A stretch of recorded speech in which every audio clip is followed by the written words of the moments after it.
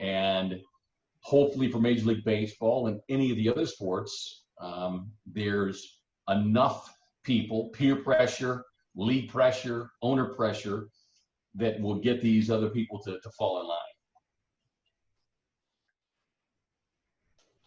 And right now we have, speaking about pressure, a lot of pressure going on in these games that we're seeing and playing out in the NBA.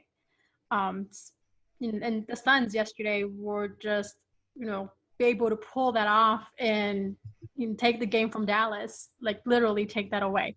And Luka, he's just another species, how great he is. And the Suns, came out with the win, and they're 2-0. So what do the Suns need to focus on, that, in your perspective, to be able to take this to the next level? Well, I think the biggest thing is just focusing really, one, as the cliche says, one game at a time. But in many ways, last night was a perfect example of one quarter, one half at a time, because they played a very poor first half. As Ricky Rubio said afterwards, for whatever reason, they just didn't bring the juice in the first half. And sometimes it happens. You'd say, how could that be? You're playing a conference opponent. You know what you have to do. And sometimes the body and mind just aren't in sync together. But the fact that they were able to shake that off and then put together a strong second half, defying all the odds because of the foul trouble with, DeAndre, Book fouling out, Mikal Bridges being in foul trouble. I mean, it was just a laundry list of things that when you look at it, there's no way the Suns are going to win this game. And in many ways, and Monty Williams said this, last night's game was the exact kind of recipe, if you will, that Monty was hoping that this team would be faced with, which is they know they've got to win. They've got to go probably 6-2 at the very minimum, and more realistically, probably 7-1 if they're going to try to get into that play-in game. But last night had all the makings of, okay, we're in foul trouble, we're struggling, it's Dallas, it's Luka, they're getting the foul calls, we're going to drop our shoulders and we're going to lose by 20 points. And a Suns team 2 years ago, just using comparisons, would have done that. And I think that's one of the biggest things that Monty and his coaching staff has instilled, the philosophy, the foundation of, what's done in the past is done. These are the new Suns. And his level of belief in his team and the level of belief that the players have in him and the coaches, you can see it just continuing to grow each and every day. And that's why I was so excited that the team was able to squeeze in to get these last 8 games, because in many ways, and you guys may have talked about this or you may have heard other people use this comparison, but I kind of liken it to a college football team getting a bowl bid. And it may not be a great bowl game, but you might have a young college football program. And because you're going to get that bowl game, you're going to get 15 to 18 extra practices.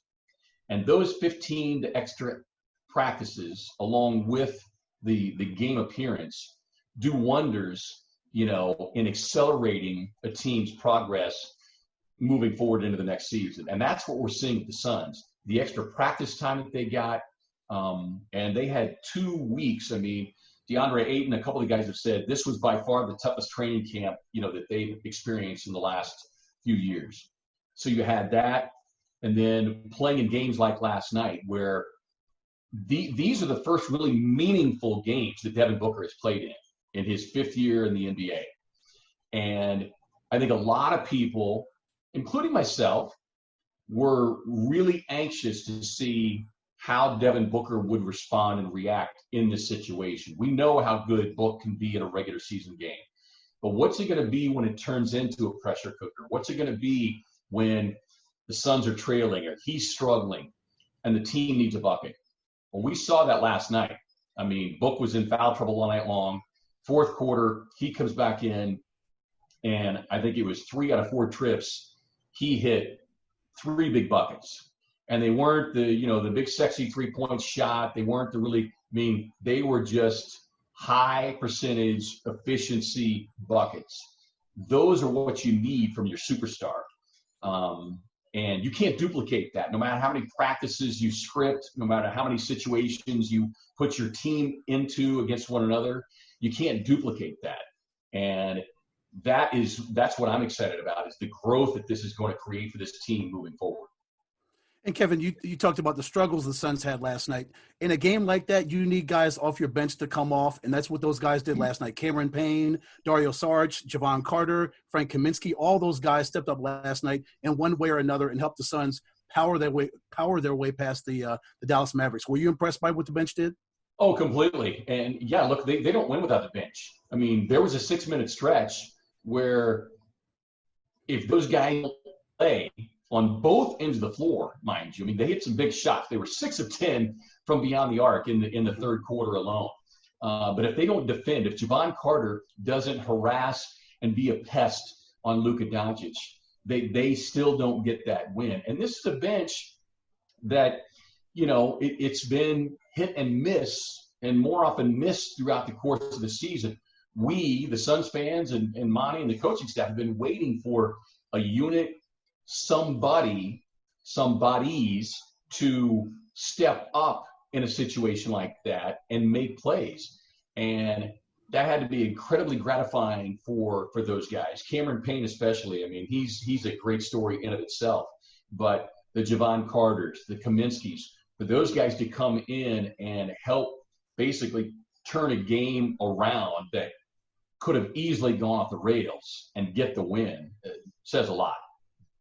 You know what's going to be fun tomorrow, watching the Suns and the Clippers, and watching Javon Carter and Patrick Beverly, 2 Chicago kids known as defensive bulldogs, go after each other going up and down the court. I always like watching the battles within the battles, and so I've got myself already geeked up for that battle. Yeah, get your popcorn ready. Maybe you can dial up as a virtual fan, Paul. But yeah, that is going to be worth the price of admission.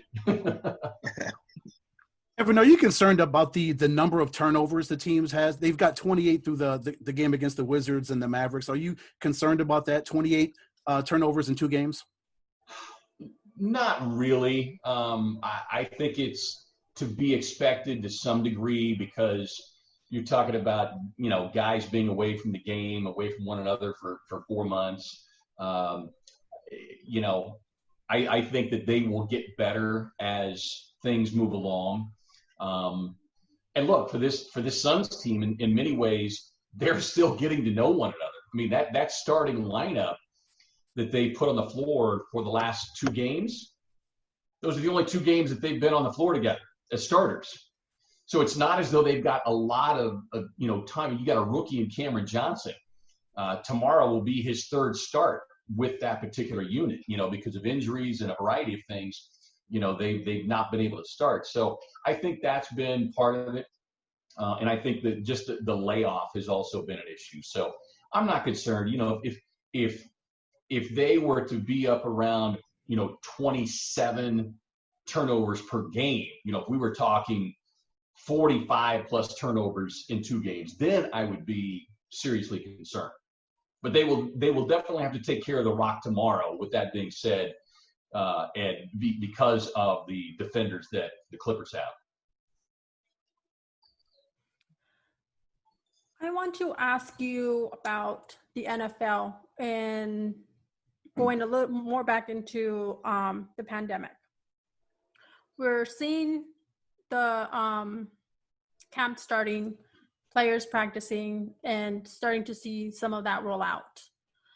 And the challenges that we've seen so far in MLB, is that something that we would something we would foresee with the NFL? Is that something that the NFL can use to to educate and kind of be, hey, this is what's happening here. This is what these leagues have done, and that's what's worked for them. Is this right now in a place where NFL can be at an advantage more than a disadvantage, given that they're still working through many aspects of how the season's going to play out amidst of a pandemic?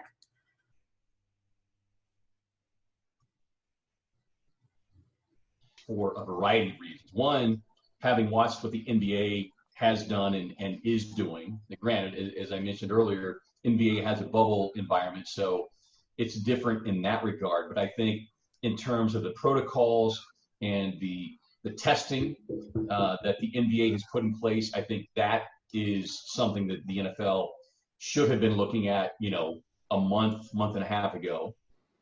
I think certainly they should be paying attention to what's going on with Major League Baseball, especially in the last week to 10 days, and going back to that personal accountability issue. And I know that they, I believe, have put into the language for players that if a player puts himself into a high-risk situation, meaning if you're attending big family functions, if you're going out to a club or putting yourself into a situation like that, you run the risk of being, cut or at least sent home for the season and losing your pay. So I think with that, the NFL has learned the biggest challenge for the NFL, unlike Major League Baseball, and this is what I think everybody is really curious and anxious to see, NFL at some point, you got to start hitting one another. It's a physical sport. So you can do mirror drills, you can do shell drills, you can be in the weight room, you can do a lot of things where you're kind of apart from a guy, even if it's 3 feet apart. But how will their bodies, how will the testing be impacted once contact drills, once, multiple practices over the course of a week occur? Are we going to see a spike?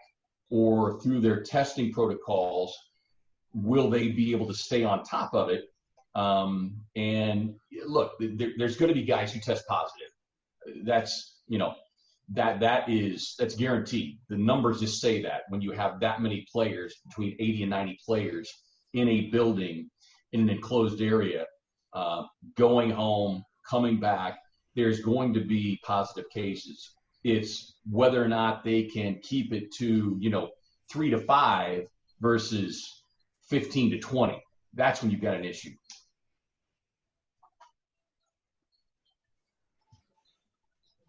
Do you think when it comes to the NFL, I hate to say it like this, but the NFL players are a whole different mindset. And you almost have to make sure they're tested consistently, because I don't get the feeling NFL players are going to admit to anything. If they have a cough, it's a cough because it was bad air in the room. So I think with those guys, you're going to have to test even more stringently because, like you said, they're going to bleed on each other. They're going to fight each other. They're going to breathe on each other. They're used to that, and their mentality is just different. So if they're asymptomatic, they're more apt to play probably than any other athlete out there. So how close of an eye is the NFL going to have to keep an eye on their own players?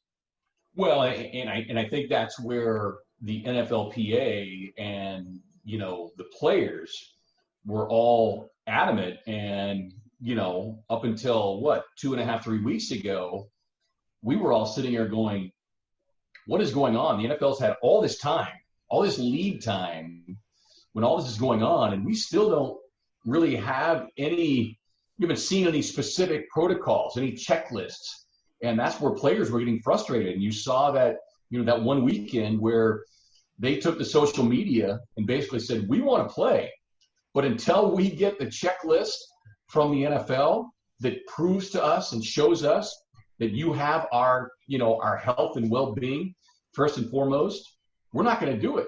And in the span of 48 hours, give or take, the NFL was able to put things in place. And then over the course of another 4 to 5 days, they've added even more. And yes, NFL players, just the way that they are wired, they have this air of invincibility about them. But that being